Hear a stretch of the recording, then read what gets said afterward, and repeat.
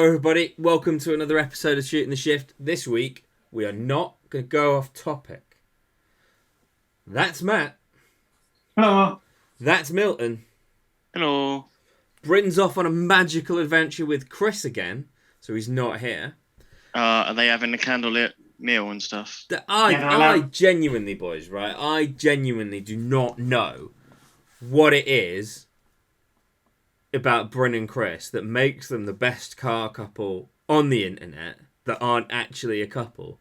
But for some reason, I've just got visions of them in a pit lane at a drift event just hugging it out. Yeah, they insist they're not a couple, but they're definitely a couple. And that actually brings me to a really interesting topic, right?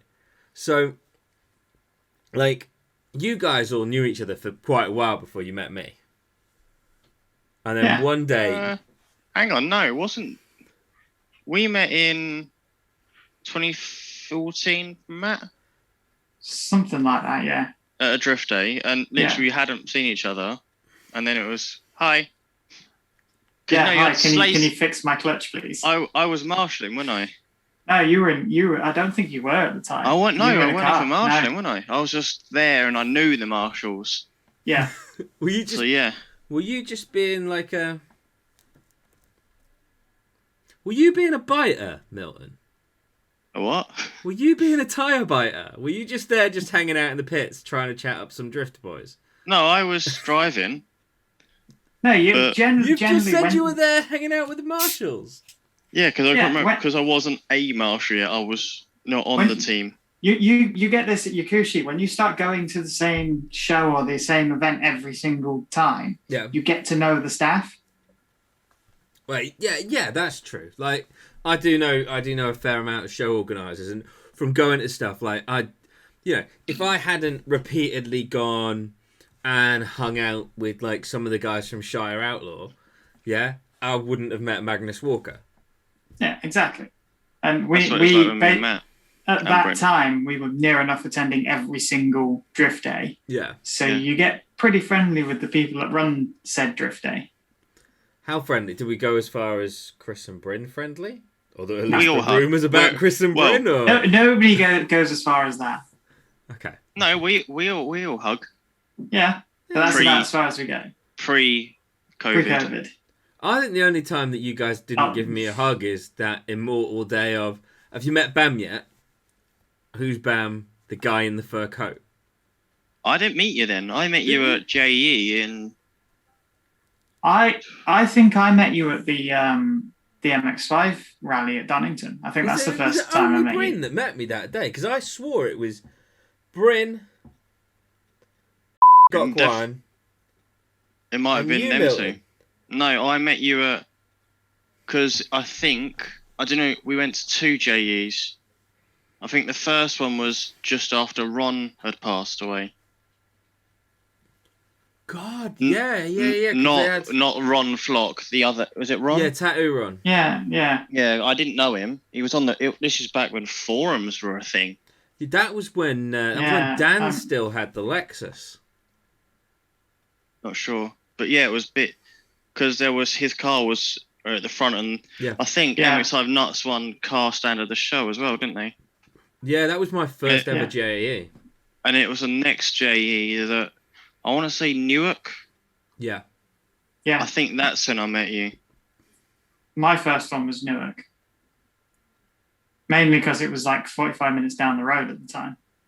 I remember convoying to it, and we all met at Bullock Services, and there was people that decided we're going to hang together at 60, 70, 60, 70. Oh, that's, yeah. So the title of this episode, everybody, is where the story that Milton's talking about now comes from. Why did I abandon half of a car stand in a convoy? And essentially, it's because they couldn't keep up, right? So I said to them, you've all got to keep up. We've got to keep this convoy of 60 cars moving, right? And don't try and radio me because I haven't got a CB in the car. So we're on our way. Like, half the convoy keeps up with me. And then I get a phone call from Gaffor. Bam! Where have you gone? God, where? Like, having a go at me really annoyed me because I've abandoned half the convoy. When we got to the show, they'd been on their CB radios going, Bam, which way's next?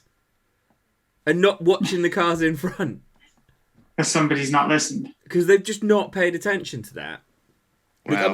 I miss those really early days of like violent running being this brainchild of things. I think that was the year that me, Connor, Tish, and Hurdy like had that first inkling of this business and social thing that we wanted to do, in that, you know, the brand exists to enable us to put stands on to hang out with people.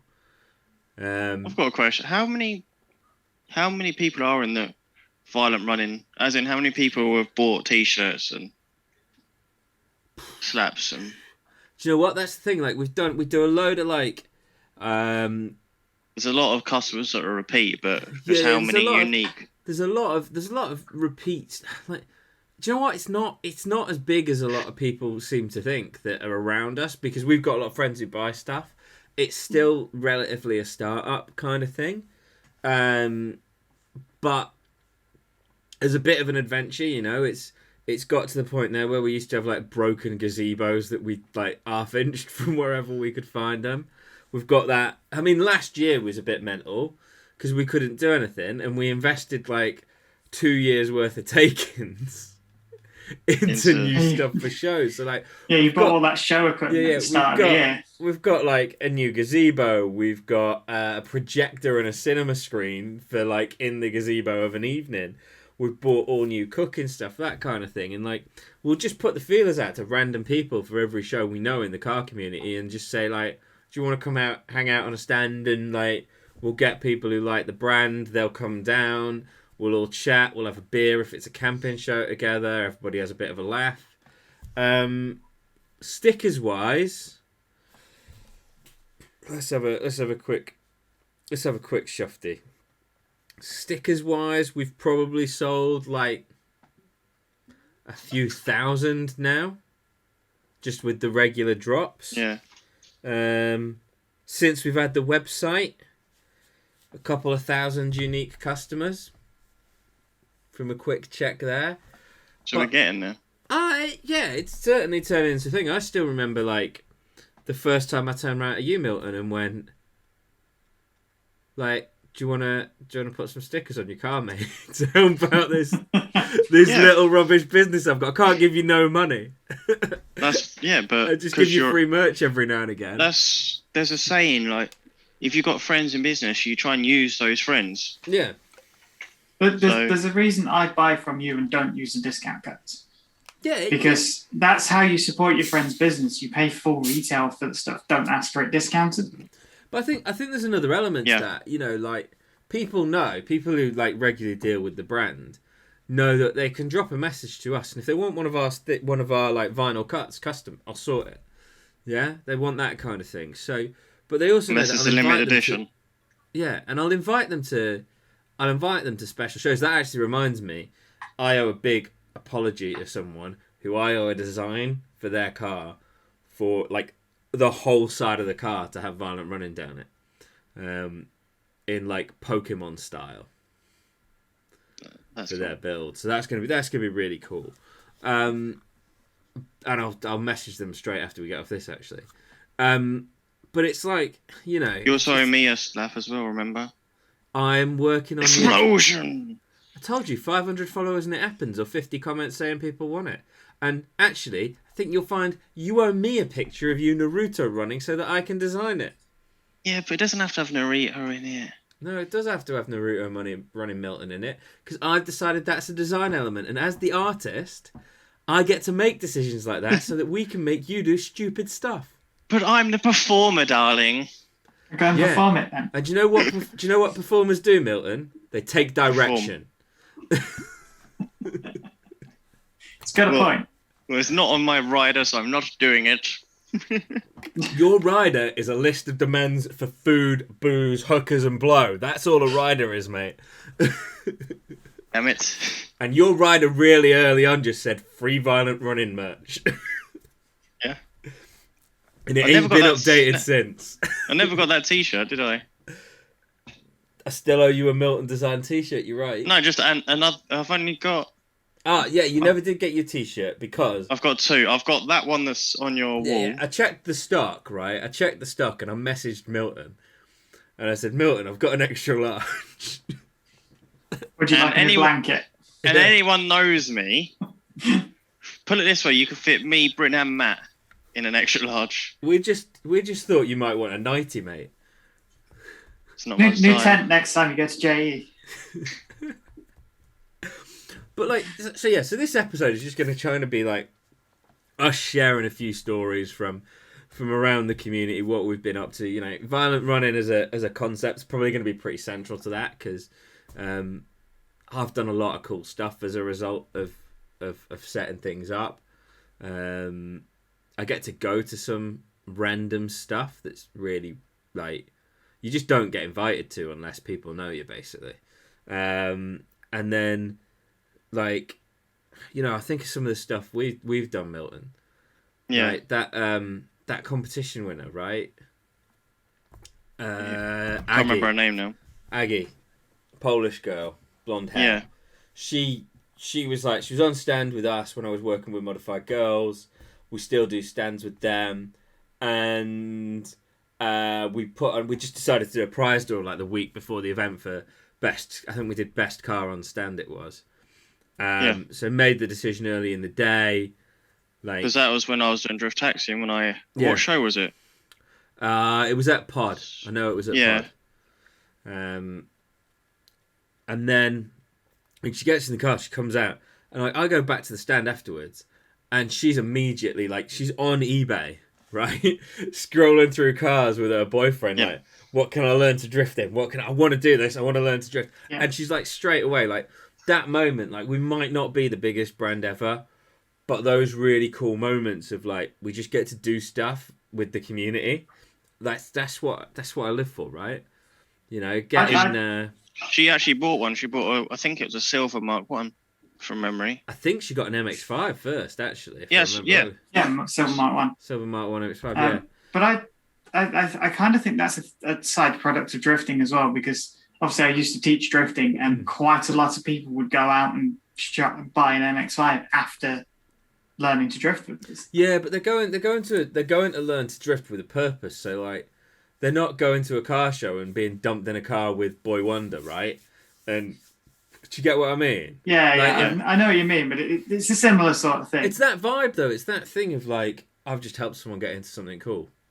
Yeah. Yeah, like we've got me and Matt, one of the newer ones on my team at work.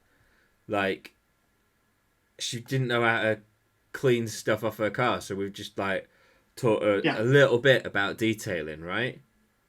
And she's gone to get the stuff from Bonner and Fitz that's in the link in the description, and like now she's not worrying about birds pooping on her car, and that was like the thing that she was obsessing about, and that's kind of how being around people in the car community has affected her life. Yeah.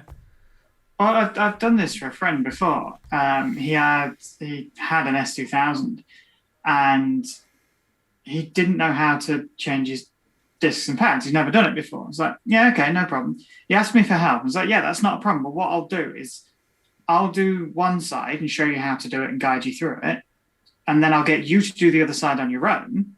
But I'll stand by and watch you doing it and help you wherever you need it, so that next time that you need to do your discs and pads or you do the rears, you can do it without my help at all. Sounds like that car throttle video. I know we're not. It's other YouTubes are available. Yeah, when they get that Ethan guy to do it. They get a non-car person to do it. I enjoy it because it's actually, when you see him struggling, you're like, yes, finally a YouTube video showing someone struggling. But I don't know if he puts it on or not. I don't know if it's an act. My problem with that whole video is he's not a car person. He doesn't know what he's doing, and they're just leaving him to it. But they are helping him, okay. But I don't know. How long has he been doing car throttle now? You'd expect him to know a little bit more than. Yeah, I can't. Yeah, it's one of those things though. He does all the video, doesn't he? But it's one of those things. You watch any kind of TV program, and they put it on for entertainment value. Yeah. That's how they do it. I mean, you know, you're around people in the car scene for any amount of time, and you're going to pick things up by osmosis. But some people learn faster than others. That is a fact of life, and it might just be, if he's not mechanically minded, it might just be it's going to take him a little bit longer to figure it out. Well, now he's got a project car, hasn't he? I tell you what has just happened, that genuinely people don't normally get to see my excitement about this, right? So Violent Runner's just been tagged in a post from Cogswell Motor Repair's Abbey Motorsports racing team. Right, so I'm going to comment on this in a minute and just let them know that they appear in this episode. And all it is a picture of the Hit Apex government advisory sticker we did, like right at the beginning of lockdown. Long gone now because of the limited edition stuff, but it was just stay alert, Hit Apex, win race, right? And a load of race teams bought it. We've had. Let's have Nick put one on his car and won a race. We had Nick. Nick won races. We've got other race teams with that, and just seeing that stuff, like seeing those pictures, just like genuinely gets me excited. Right? I get to see what people are doing with them, and it's like all I did was doodle on a little graphics tablet for a little bit, throw something together, and people dig it. Yeah. And because people dig some of the stuff we do, I get to meet people and talk to people about stuff, and I get to go and shoot private events. So we got invited to a thing called Calfest as a direct result of going to Shire Outlaw Gathering stuff. Right now, meeting Magnus Walker was cool and all, but getting invited to a private event to help mental health charities, that was way cooler. Yeah, getting to turn up to help raise money for the day and be part of the featured cars there, and roll in with some of the guys from GTROC, and just put on a display of stuff for people who are kind of used to like Porsche Owners Club stuff as well. Because you went to them with for Coventry Motorfest, didn't you? That's the stand you're on, right? Yeah. And again, it's getting to work with people like GTROC, Modified Girls. There was a period in time we were doing some stuff with Sheffield Dubs, filming their events. There was a load of people in Nottingham. Coventry. We've done not done. Yeah, we went down to Coventry. We filmed down there. The list of stuff that we just like walking to see Milton at an event and nobody going, who's the fat bearded bloke with the walkie-talkie, right? Because you try and walk into a pit lane at a major show, and they just don't. They're not letting you in, right? Yeah. And I just walked in and went, "Oh yeah, I'm coming to see Milton," and they didn't question it because covered in Violent Running stuff, and Violent Running stuff's on Milton's car. Yep. But it's that. Matt, you was there as well, weren't you? Sorry, tangent. Didn't we see? I swear I saw you and Nicole for one of the years. More than likely, me and Nicole have been quite a few events now.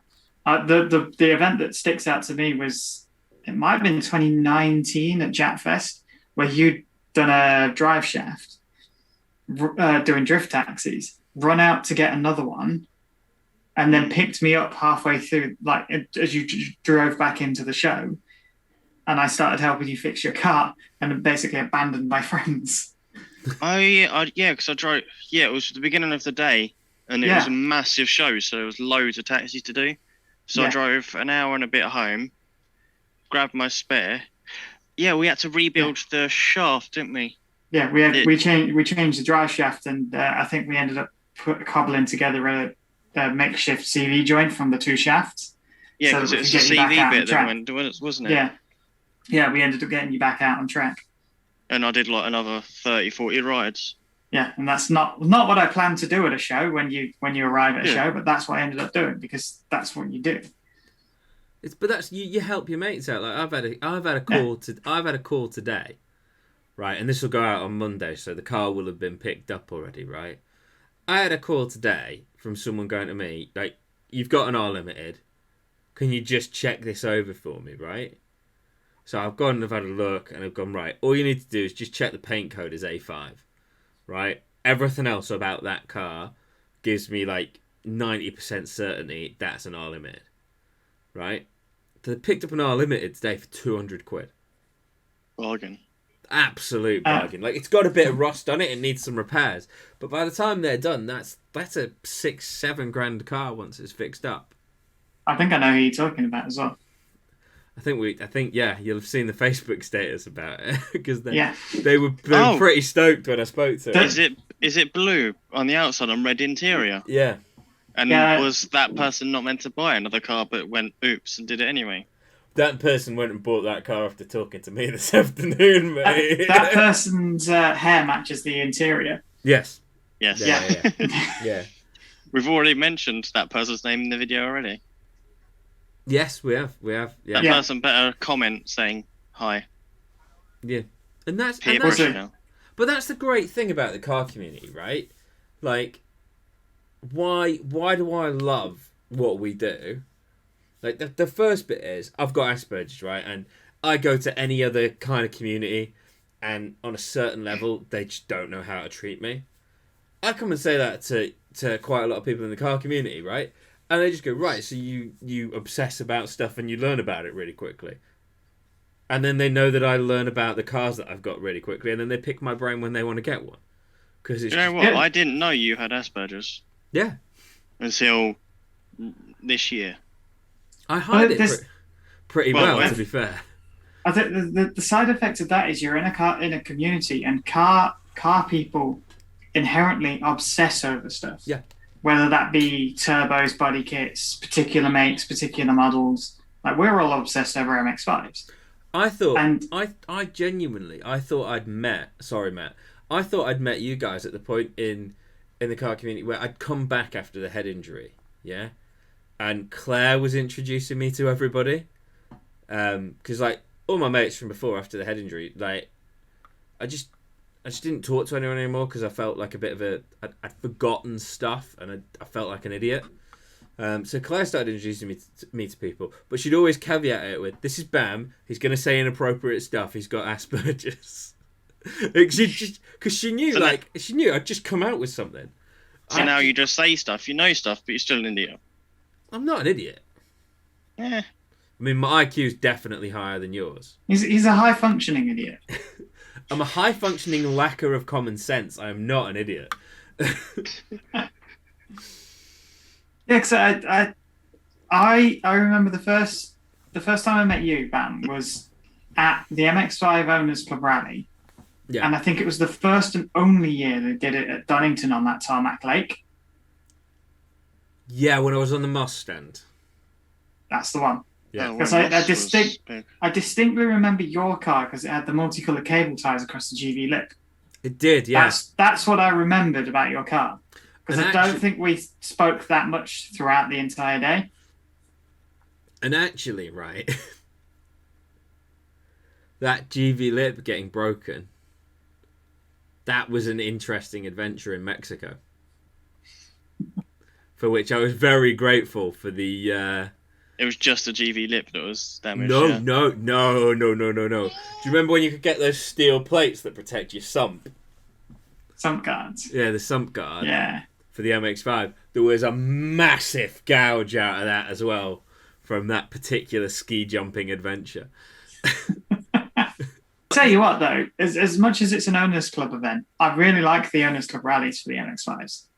I've been doing them for a couple of years, so obviously I don't think there was one last year. The year before I did some auto solar passenger rides with Buffy Racing, and that was a lot of fun. Up at NEC? No, it was up in York on, I forget the name of the airfield, Elvington Airfield.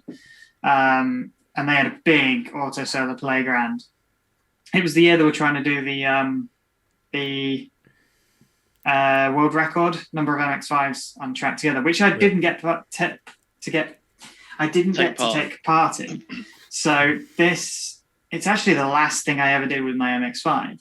So what happened is, that one was never roadworthy. So it had, the night before, it had a gearbox replacement. I collected it at 4 a.m. directly from the garage. So they'd worked overnight to replace it for me. Luckily, they were friends of mine, so they agreed to do it. I went and fetched the car for them in payment and all that sort of stuff. Picked up at 4 a.m., took it straight up to York. So I'm trailering it. So this is what, 3 or 4 hours.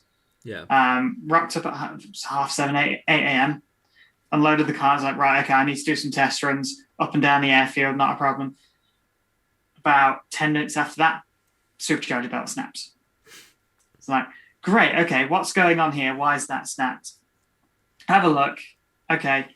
Start calling around all the motor factors to try and get a belt that actually works, which when you're running I was running a 1.6 import shell with a 1.8 UK engine with a supercharger from a Mini Cooper.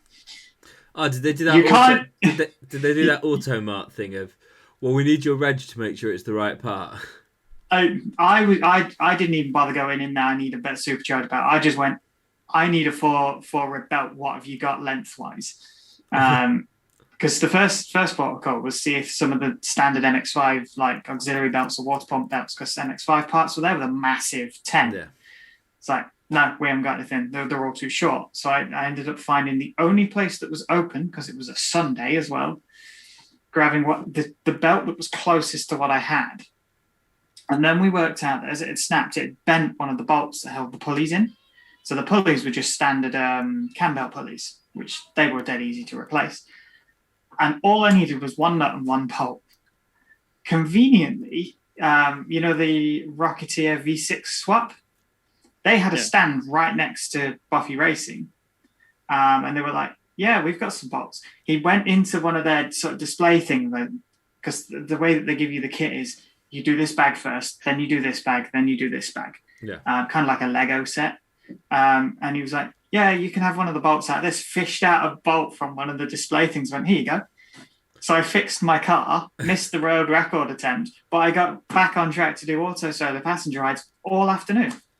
That's cool. And it was fantastic. But that's the thing, right? Like, even Caterham racing when I was younger, I absolutely loved the fact that people were helpful. We've said this time and time again, right? If you're not in like really high level professional motorsport where suddenly everybody develops an ego and crap, you're kind of at a spot where everyone's just going to help each other, right? Like, because I'd rather win on track than get a free ride because they pass the other car breaks. Yeah, exactly. It's all about that. I don't think you see that so much in the world of drifting. So you'll look at them in Formula Drift in America is a good example. Yeah. And somebody will call a 5-minute timeout rule because they need to fix their car for whatever reason. And you'll turn around and the person who they were supposed to be battling's team is over there helping the other team fix their car. I've seen them donate spare parts and stuff like that. And you'll have like 10 guys from 2 different teams trying to fix this one car. You see it all the time in BD, especially in Drift Masters and when the Shanahans used to come to BDC. I find it really weird that in near enough every level of drifting I've seen.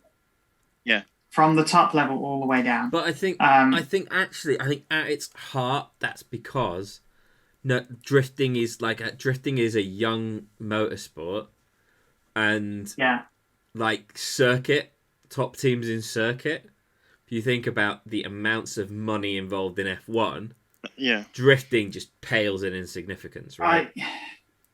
I have seen it in the British touring cars. So I've seen somebody in like an early practice session, for example, have a big off and loads of damage, or between like race 1 and 2. And I've seen other teams go over and help them. But because there's quite a lot of similar cars throughout the grid, I've seen people donate parts and bodywork to help people get back out on track as well. So even that's top level touring cars in the UK at least. And it does still happen there, but the problem with Formula One is it's a multi-million £. It's just purely down to money, isn't it? And it's a money thing at that point. And that all the teams are there as it's a marketing exercise. Let's be honest. They don't make. Yeah, they probably do make some money somewhere, but it's not.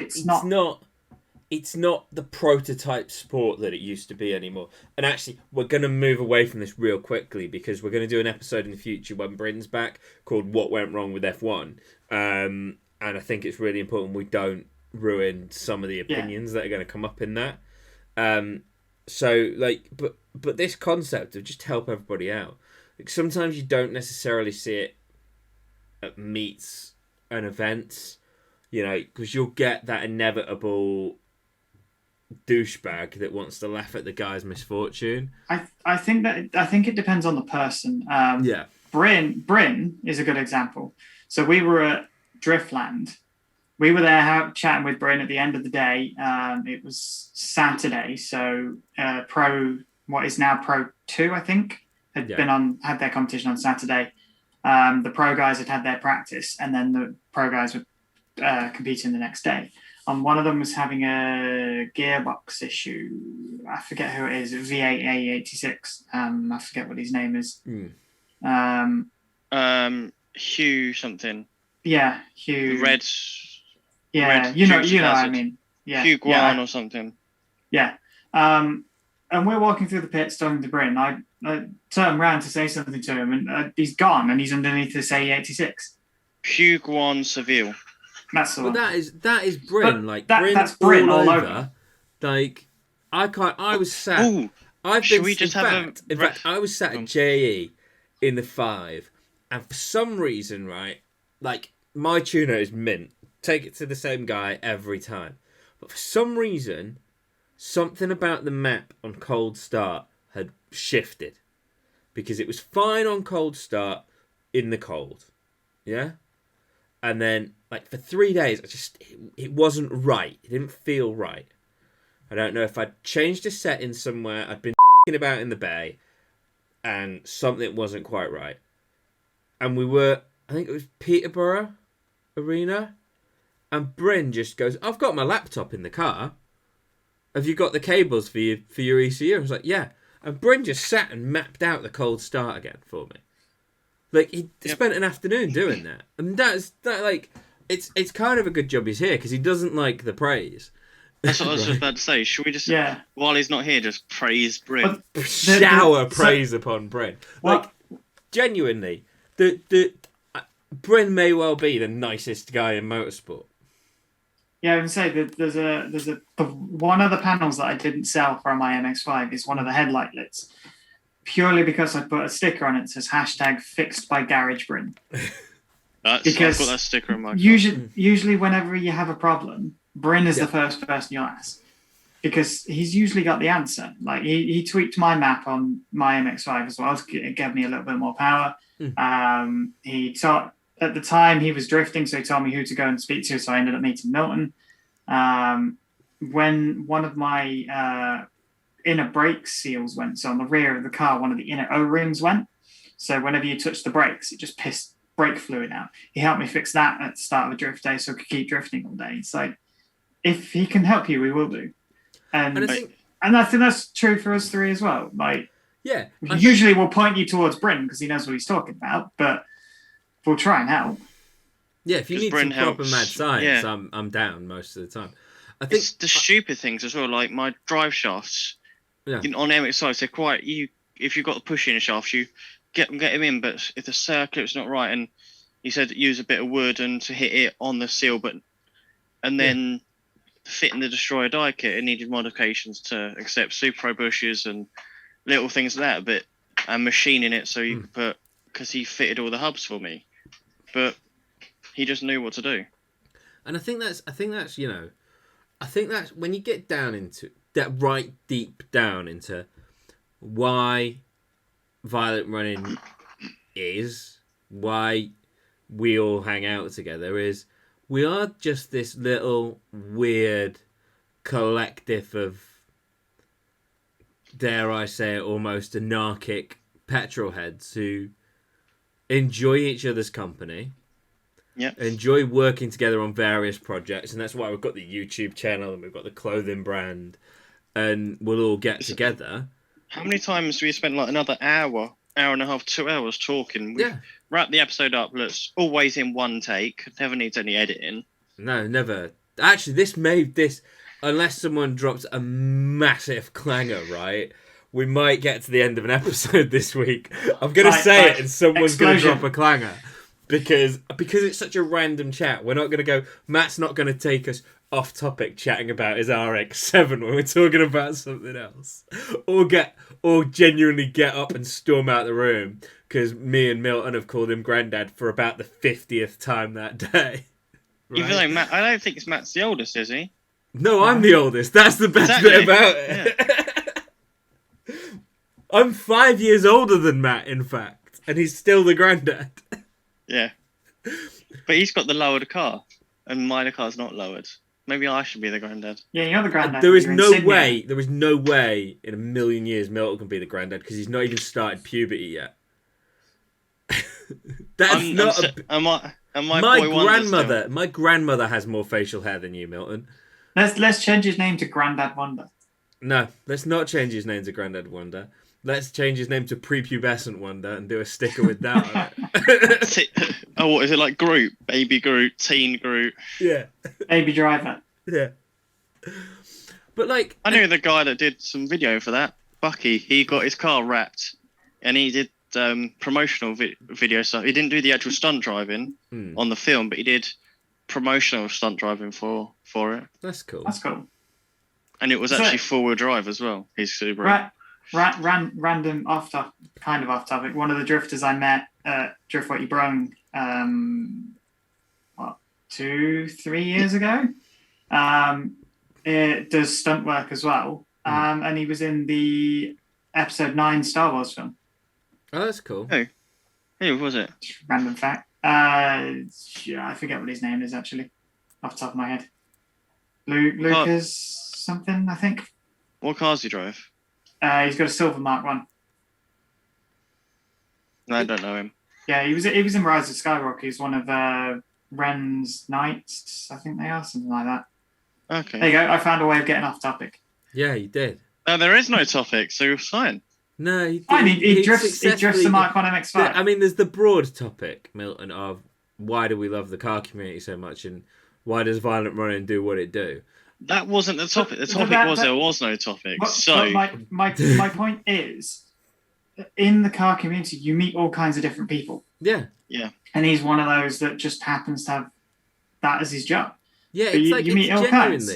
Genuinely, it is the biggest equalizer of people I've ever seen. Right? But I've got another one as well. It was at a barrel sprint event or a Formula G. This is when I was just started. And Andrew Stroud and Adam Elder were teammates, but I think Andy was struggling on the tyres he had. So what he ended up doing was Adam did his run, won his battle, pulled in, took the wheels off of his car and put them on Andy's car. Yeah, and that's the same Adam that then car shed with me and almost lost the round to me. But that's that is the greatest thing about what we do. There's this like all cars are not created equal, right? I don't care what except the Mark 1 that's yeah, but you get two Mark 1s that were built in the same year to the same spec and they're not the same car.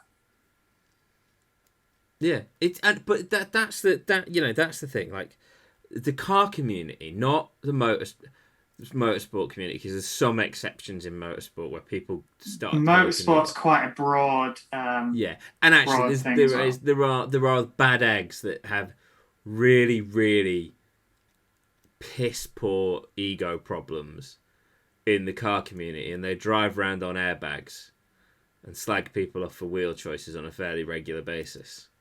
Because they're not sick boy and not works, right? They're not real wheels. Or hot boy. But then you guys give me grief because my wheels have horrible spec because I love my Works NR4s more than anything. I thought you had TEs. TE37s I thought you had in bronze.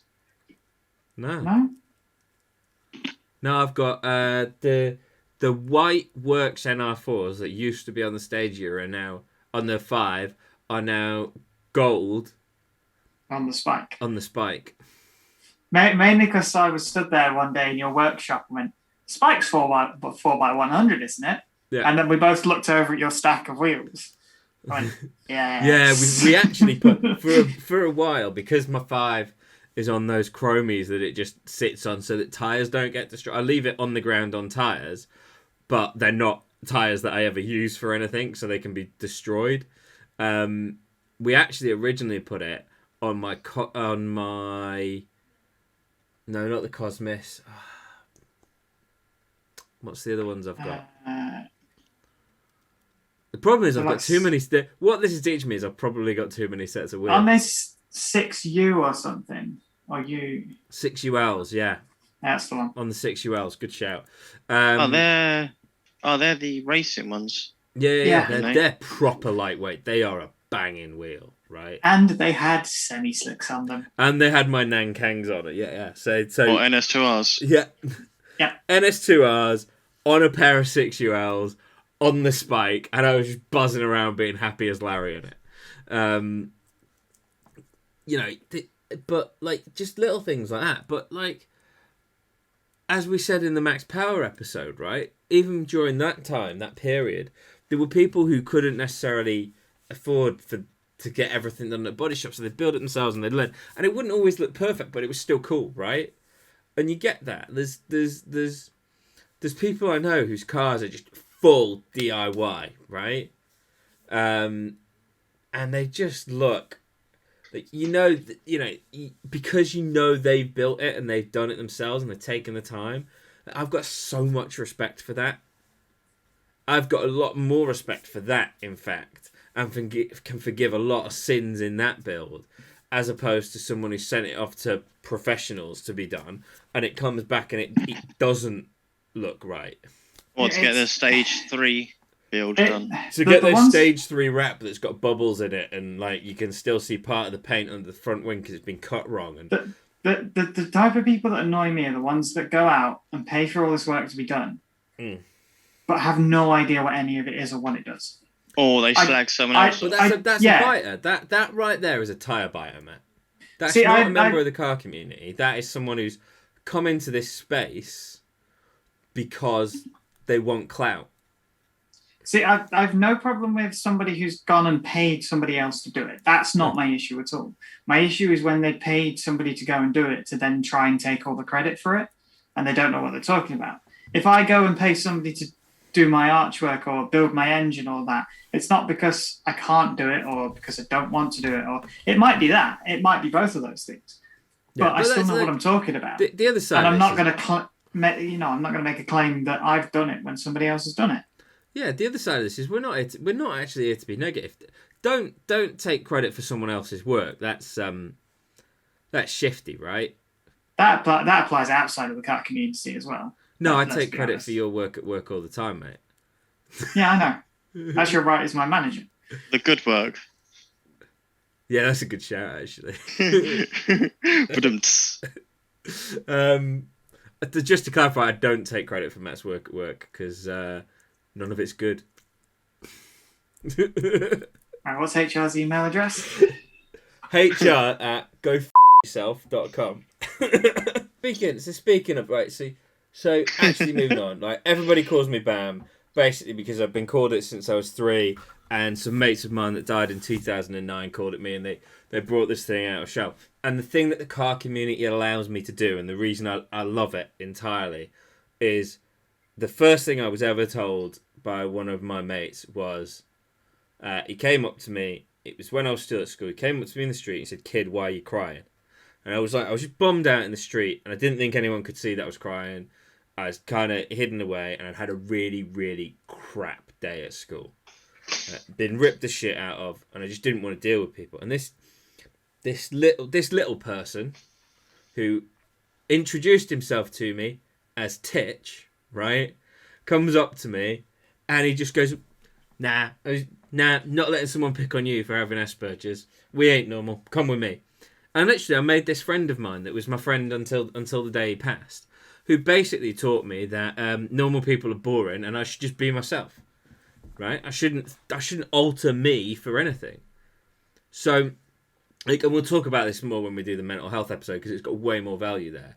But the most important thing that the car community allows me to do is express myself and be myself. And nobody has ever, judged me or treated me like crap because my brain's wired differently in this community. And people have done that out in the real world. And that's the greatest thing about the car community. It's so accepting of people. You know, I know transgender people who've thoroughly thrived in this community because it just goes, you're someone who's into cars. We don't give a crap about the rest of it. Don't care who you are as long as you like cars. Yeah, exactly. And cargo vroom vroom. That's what I care about. Yeah, cargo vroom vroom. It's like that meme of the dog. Someone said cars, like. Oh, it's Blee. Yeah. It's from Over the Hedge. Yeah. And I am like that dog at any drift days. Yeah. I'm sitting there in the Marshy queue waiting to go. I can go anytime I want, pretty much. I'm there. I just looking down the line like, can you drift? I'm playing with you now, and usually it's the biggest and the fastest car because I like to be the little terrier. But it's just like if you're not into cars now and you're watching this and thinking like, what's it all about? It's not even really about the cars. It's about half of the time it's not. Especially it shows like Yukushi. Yeah. 50% of the car community is the people. 50% of being a petrol head is the people you meet as a petrol head, and genuinely how awesome 80% of those people are. Yeah, 100%. There's always some bad eggs, but you just push past it.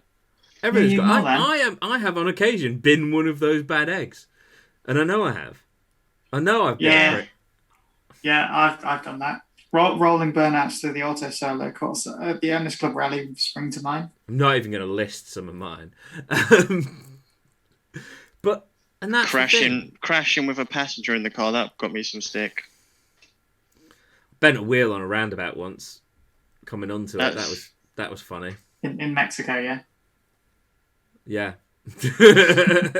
I crashed in Mexico on Christmas Eve in a signpost because I thought I could drift.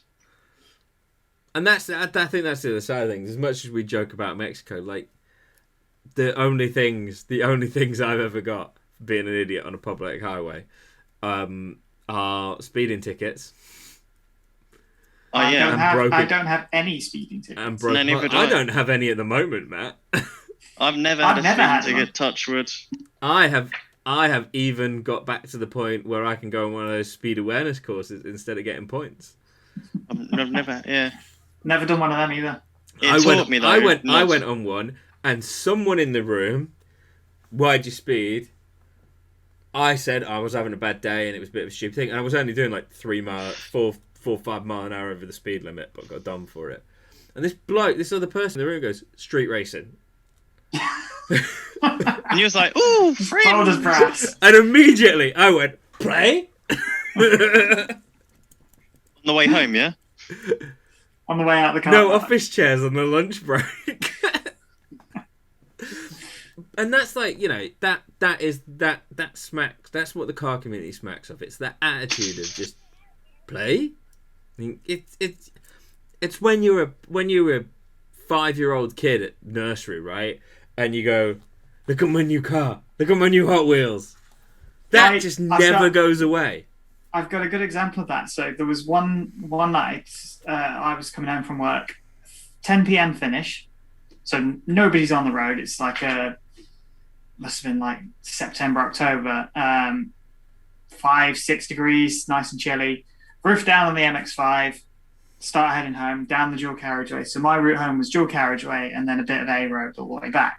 And the A road was great because you could, especially in the MX-5, because you've only got 100 horsepower, you can push it all the way down this road. And you're only doing 45 miles an hour. Yeah, you're still well within the speed limit. And coming down this dual carriageway, this Lancia Delta Integrale, full Martini livery comes up behind me and follows me down onto this A road. It's like, great, let's have some fun here. And we both start winding down this A road, and he's keeping up with me all the way down because he's obviously got 3 times as much horsepower as me. And I get to the point where I indicate to turn off, and he carries on. I stick my arm up and wave at him as I'm turning off, and he flashes at me and waves as we go. Never saw him again, never spoke to him in real life. But you have fun with somebody. Yeah. And that's what the car gives you. Send that though. I've done that before. You're doing like 200 miles to a show, right? And there's that guy who's just cruised with you like all the way back from Pod right through to Staffordshire. And you just take one junction different, and you know they're going up to like Manchester or whatever up the M6. It reminds you of that song, "When I See You Again, My Friend." I've actually done that on the way to a Santa Pod event, Drift Day. Seen a guy, he's passed me. We've obviously waved as we've gone past because we've both got tyres on the back, so we're clearly going to the same place. And then we actually got speaking at the show, and I'm still friends with him on Facebook. Yeah, and that's like... Purely because we drove past each other. Otherwise, I doubt we would have actually spoken at the event. So I think the way really to sum up this episode, right, is if you're new to the community or you just want to come say hello, like unless we're having a particularly bad day, and I'm not going to say every time we're going to be 100% friendly to you because you know what, people have bad days, right? If you see me with my wheel off and the car's in a wall, maybe lying speak to me later. The car with the jack. Or if I'm sitting there just staring at it and it's smoking, maybe talk to me a little bit later. If you see me looking like an angry gorilla, like give it a bit, basically. But the rest of the time, and you see Matt getting really angry drinking tea while reading a book, leave him alone for 5 minutes. Yeah, if you see Matt shaking his newspaper with his glasses halfway down the nose and a pipe in the other stick in the other hand. These young ghouls, damn it. Alternatively, if you're walking through a show and you just hear me and Milton either side of Matt going granddad, granddad, granddad, granddad, granddad, granddad, granddad, granddad, granddad, granddad, granddad, then... Doesn't mean you're allowed to do it, though. Doesn't mean you're allowed to do it. We've got special privileges, and I'm pretty sure he's going to revoke those one day soon. But just don't... They're already revoked. He's going to crash into us and then make it... It's fine. Yeah. Yeah, I'm going to push you around and you're slow and it's fine. But saying that, though, he's probably going to have the one of... How much power is your stage you got? What? The... Stage, 270? But yes, he's going to have the most powerful car out of us. Who will? Eventually. Matt. It's going to be a while. I've not even touched the engine on the stage yet, mate. Yeah, but... There's 1,000 brake horsepower stages kicking about. Don't do that thing that happens as a petrol head where you go, well, who's going to have more power than you? And then my brain goes, F it. I know I've got a bigger salary than him. I'm his boss. I've just bought a house, so the RX-7 is going to be a while. Yeah. But the RX-7's in a garage, so I don't care. And that's the thing, right? We can sit and laugh and joke for however long this episode is once I've edited it down to tell a story. But we can sit and laugh and have that joke because we share this common passion, right? Now, if you're at an event and you just want to come and say hello to someone on the Violent Running stand, it's just a bunch of people we've invited down to hang out for the day because we don't do trade stands at shows. We just want to hang out with people we know and have a bit of a laugh, right? Just come and say hello, right? Introduce yourself. You can hang out with us at another show potentially in the future. I ain't ever going to turn around to you and go, no, you ain't cool enough for us. Your car's not low enough, or you've not got 3-piece. I would much rather, right, someone turns up in a car that ain't finished than doesn't turn up. Yeah, see, last show we did last year. In fact, both of the two shows that we did last year, I took my daily.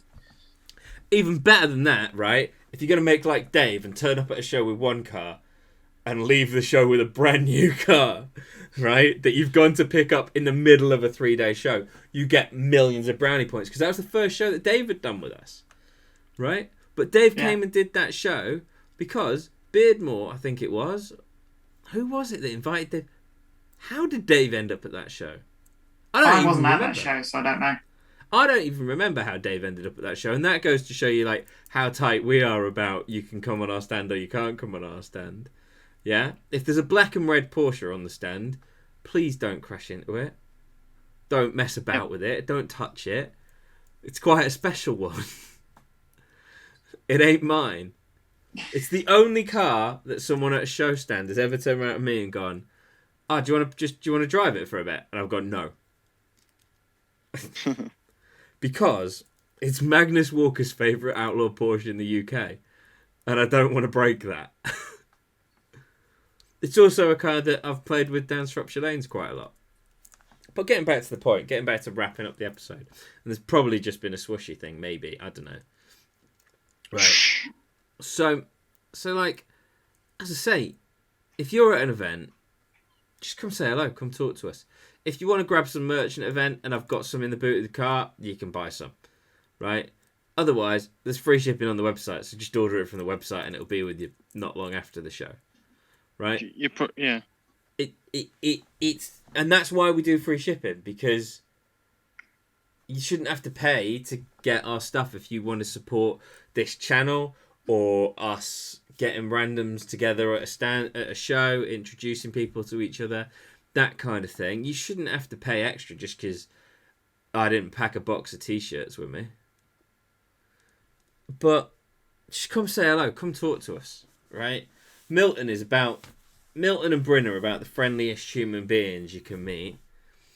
Matt's friendly too. Matt's friendly. Apparently not. Matt's friendly, and every now and again I'm not. But Matt gives good hugs.